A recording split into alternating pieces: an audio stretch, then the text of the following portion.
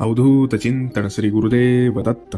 नमस्कार मित्रांनो, आज आपण ऐकणार आहोत एक अशी खरी अनुभूती कथा. ही कथा आहे एका तरुणाची जो जगाच्या गोंधळात हरवला होता, पण स्वामी समर्थांनी त्याला एक नवा मार्ग दाखवला.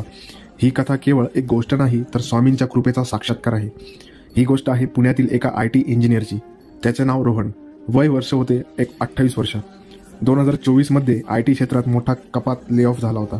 रोहनची नोकरी गेली. घर खर्च, गृहकर्ज, आई वडिलांची तब्येत, सगळं ओझं त्याच्या खांद्यावर आलं. रात्री झोप लागत नव्हती. मनात सतत भीती होती. काय होणार माझं?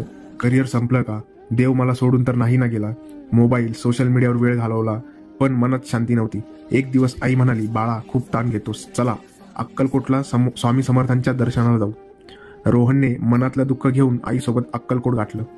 मठात शेकडो भक्तांची गर्दी होती. घंटांचा आवाज, जय जय रघुवीर समर्थ, श्री स्वामी समर्थ आणि हवेत दरवळणारा धुपाचा सुगंध. रोहन मंदिराच्या कोपऱ्यात शांतपणे बसला. त्याच्या डोळ्यातून अश्रू वाहू लागले. तो म्हणाला, स्वामी, मी हरलोय, मला काही कळत नाही, मला मार्ग दाखवा. त्या क्षणी एक साधू त्याच्या जवळ आले. ते म्हणाले, मुला, काय एवढी चिंता करतोस? तुला पुढच्या आठवड्यात नवीन काम मिळणार आहे आणि तुझ्या आईच्या तब्येतीचे त्रास कमी होणार आहे. रोहन चकित झाला. त्याने त्यांचं नाव विचारलं, पण साधू फक्त हसून पुढे निघून गेला. गावकऱ्यांनी सांगितलं, अरे ते कोणी साधू नव्हते, ते स्वतः स्वामी समर्थ होते. ते आजही भक्तांना मार्गदर्शन करतात. अक्कलकोटच्या त्या भेटीनंतर रोहन परत पुण्यात आला. मन हलकं झालं होतं. अगदी 7व्या दिवशी त्याला एका मोठ्या कंपनीतून इंटरव्ह्यूसाठी कॉल आला.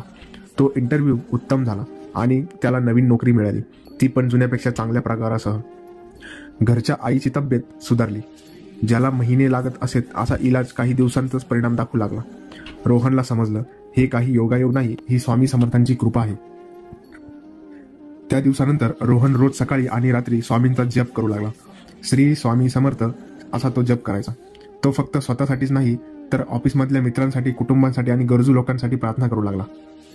लवकरच त्याच्या आयुष्यात सकारात्मक बदल झाले. मनातील भीती संपली, आत्मविश्वास वाढला आणि जीवनात नवा उत्साह झाला. मित्रांनो, 2024 मध्ये जग खूप वेगाने बदललं. तंत्रज्ञान, स्पर्धा, ताण, चिंता या सगळ्यात आपण अनेकदा हरवतो.